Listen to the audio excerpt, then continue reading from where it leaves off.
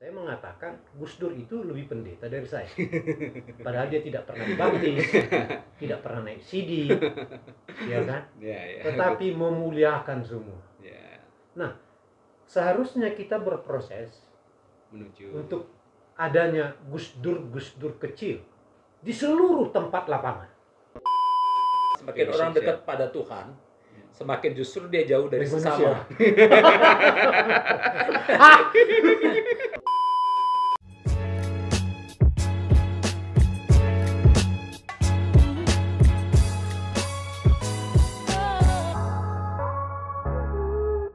Oke, Bapak Ibu dan rekan-rekan sekalian, ketemu lagi di Opini BRT ya dengan Pak Pendeta Albertus Pati di sini dan juga kita kedatangan tamu kali ini, Pak ya. Ini tamunya orang Jawa atau orang deket nih, Pak? Tamu agung. Tamu agung.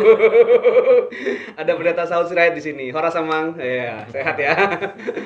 Ya, kita mau ngobrol-ngobrol lagi nih. Jadi butuh narasumber. Berhubung karena narasumber kita ini mungkin teman-teman sudah cukup tahu juga ya kiprahnya, Pak ya. Jadi dari sejak reformasi Pendeta Saud udah banyak bekerja terus sampai sekarang di KPU banyak lah ya, banyak hal yang dikerjakan gitu ya gitu.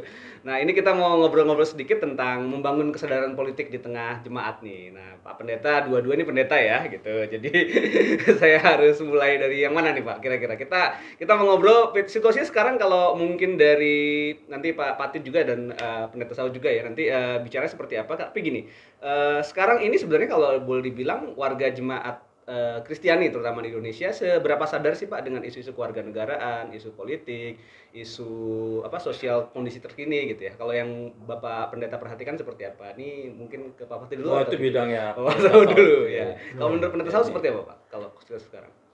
Ya, political phobia masih ada. Oke. Oleh rupa-rupa doktrinasi pada masa rejim Orde Baru. Betul. Sehingga tidak hanya gereja, tapi seluruh warga negara Indonesia masih mengalami ya, itu. di masjid begitu, di vihara begitu, kelenteng dan gereja. Nah, secara khusus kekristenan sesungguhnya memang mengalami suatu proses yang menurut saya sebut kecelakaan berteologi, kecelakaan beriman. Jadi kita merujuklah kepada sejarah ya, meskipun firman Tuhan Alkitab dikatakan, tapi dia juga mengandung sejarah. Kita menarik pengertian gereja itu dari eklesia. Ya, Dewa. Tapi sama sekali kita tidak tahu sejarah eklesia. Eklesia itu berdiri pada tahun 508 sebelum Masehi ya, di kota Athena. Jadi itulah badan politik demokrasi pertama. Bayangkan kata eklesia itu adalah badan politik pertama di dunia yang demokratis, sehingga sejak itu berlangsung tahunan sidang eklesia. Itulah forum pengambilan keputusan untuk masyarakat di Athena ya, yang menentukan segala sesuatu, pemimpinnya, sistemnya, dan bagaimana tata tertib kehidupan masyarakat. Nah, mengapa kata ini dilekatkan pada pengikut Yesus? Ya, kita dapat lihat Paulus itu dari tahun 3 sampai 67 Masehi. Ya. Sementara kaisar yang paling brutal, ibunya dibunuh, ya, istri pertama juga dibunuh, istri kedua ditendang saat mengandung sampai mati. Dia paling brutal. Bahkan pembakaran kota Roma, 70% itu terbakar dan dia pergi keluar kota, lalu kemudian ini dikenakan ke orang Kristen. Nah, di tengah situasi itu kan si Kaisar Nero itu tahun 57. Jadi masa-masa puncak penderitaan para pengikut Yesus. Nah, pertanyaan kita adalah mengapa Pak Rasul Paulus mengenakan kata eklesia kepada para pengikut Yesus ini? Jadi tidak dalam bentuk ritual, tapi dalam bentuk gerakan-gerakan sosial, bagaimana tata cara hidup yang sesuai dengan nilai-nilai yang ditampilkan Yesus. Nah, makanya di sana termasuk Dorcas, Tabita, Rasul Petrus.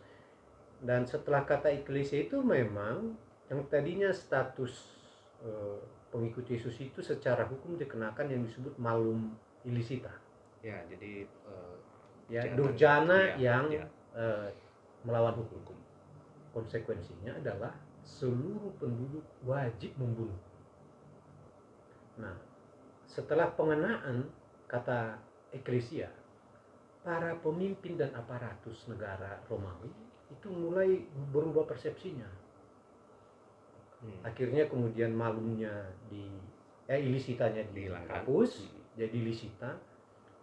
Kemudian malumnya dihapus jadi lisita, dan kemudian tahun 303 Edik Milano itu ya. Ya, 303 keluar mullah lah itu. Bukan mullah. Deklarasi dari Kaisar Konstantin bahwa dia pelindung. Semula pelindung dari eklesia. Lalu kemudian eklesia menjadi agama negara. Jadi tidak terbayang. Nah, dikenakanlah itu dengan kata gereja.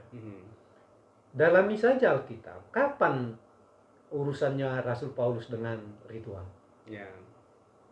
Dia paling menjawab pertanyaan-pertanyaan lewat surat-surat. Itulah surat ke Korintus, surat ke Roma, Galatia, dan lain sebagainya. Jadi substansi kekristenan, kalau kita mau pahami tarik dari sejarah, inti maknanya adalah suatu gerakan kemanusiaan, ya, yang menyangkut hak-hak hidup manusia. Bagaimana tata cara hidup yang baik sesuai nilai-nilai tadi. Jadi seluruhnya bermakna sosial. Nah, kalau ini sampai ditinggalkan, suatu agama tanpa perembesan makna ke dalam realitas sosial, maka agama itu akan kejam. Siap membunuh, siap memecah belah, siap dan lain sebagainya. Jadi disitulah sebetulnya yang saya sebut tadi, kecelakaan yang mesti kita betulkan, terutama generasi muda. Kami juga merasa bersalah untuk itu. Iya. Eklesia kita pakai, tapi sama sekali substansinya tidak. Kita belokkan dengan paksa, kita bengkokkan dia hanya urusan ritual semata.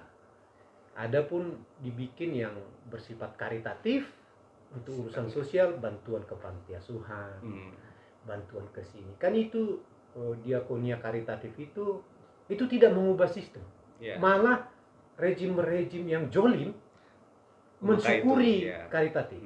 Kita ikut gotong royong bangun jalan, APBD nggak perlu keluar, pemerintah tidak perlu capek, panti-panti asuhan kita dirikan dan lain sebagainya. Pemerintah nggak usah pakai dana sosial. Tapi eklesia itu adalah diakonia transformatif, mengubah sistem. Ya, betul, bagus itu diakonia karitatif seperti Suster Teresa ya. Jangan bertanya lagi kamu, mengapa ini orang luka, terkapar dan lain sebagainya. Nanti akan mati. Yang penting sekarang bantu, tolong. Tetapi kan harus dibarengi dengan yang transformatif tadi. Mengapa ada akar-akar yang membuat orang ini? Apakah di sistem kekuasaan, sistem moral kita yang sudah rusak, ajaran-ajaran dan lain sebagainya. Jadi dua ini harus kita combine, karitatif dan transformatif. Tapi kalau tadi Pak, berarti kan sebenarnya itu dalam tanda petik sebenarnya kita membelokkan makna eklesia lah, katakan demikian. Tapi kan kenyataannya sekarang kalau kita kembali ke sana kita yang dianggap belok nih jadinya Pak gitu ya. Tapi ya dari aktivis Pak Pendeta selama ini kan kesannya seperti itu ya. Kalau mungkin itu agak aneh buat seorang pendeta atau untuk ini seperti itu. Ya, saya meninggalkan zona aman dengan memasuki wilayah negara. Lebih nyaman jadi pendeta, ya, yang hanya berada di lokasi itu. Jadi meninggalkan zona aman memang dan pertempuran. Saya memang saya nggak tahu, kami seangkatan sekelas, memang agak beda tampilan kelas kami. Sangat unik dan paling lengkap. Ya, ketua umum sinode, ketua MPH, ada lagi Rumanja Purba, ada lagi. Ya, dan saya menempuhnya. Tapi semua ini melakukan fungsi-fungsinya dengan satu untayan, melihat negara ini sama persepsinya. Jadi apa yang kita sebut dengan marturia? Marturia. Lalu kalau Bung Berti kan terobos terus ya ke kawan-kawan muslim. Dialog lintas agama. Ya. Di luar sistem dan struktur negara. Dan itu kan teramat penting. Ya. Saya memang dari mahasiswa udah bergerak di GMKI secara aktif. Beliau juga sama. Cuman saya sampai ke puncak di organisasi kemahasiswaan itu. Mulai, ini. Jadi marturia itu bukan kesaksian internal. Kesaksian keluar, Exodus. Exkaleo, dipanggil keluar. Nah, ini kan jadi. Jadi saya pikir ini. Dan yang kedua, substansinya bukan pengkristenan. Marturia kita. Yesus tidak totali. Tapi bagaimana merembeskan nilai-nilai yang paling ideal ke seluruh struktur dan sistem masyarakat. Oke. Nah, itu yang saya rasa penting. Tapi lebih penting lagi bagaimana SDM di bawah yang dilakukan Bung Berti dengan kolaborasi dengan berbagai pihak. Jadi memang terjadi perjumpaan di situ, semacam pembagian tugas di sana. Nah, jadi ada Karl Rahner itu yang disebut anonymous Christian. Jadi menurut saya sampai hari ini saya mengatakan Gus Dur itu lebih pendeta dari saya. Padahal dia tidak pernah dibaptis, tidak pernah naik CD, ya kan? Tetapi memuliakan semua. Nah, seharusnya kita berproses menuju untuk adanya Gus Dur kecil di seluruh tempat lapangan. Nah, ini kan Bung Berti lakukan, saya lakukan di berbagai tempat. Jadi bagaimana sekarang mendorong jemaat ke arah itu? Nah, itu pertanyaannya. Sebetulnya mudah.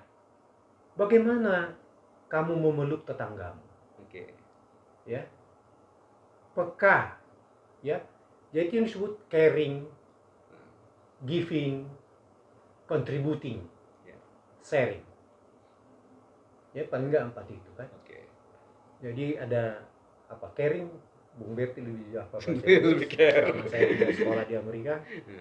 Nah, perhatian ya, caring, giving, memberi, contributing tidak hanya memberi, ada satu kontribusi kita dalam hidupnya, tidak hanya uang, benda, dan lain sebagainya.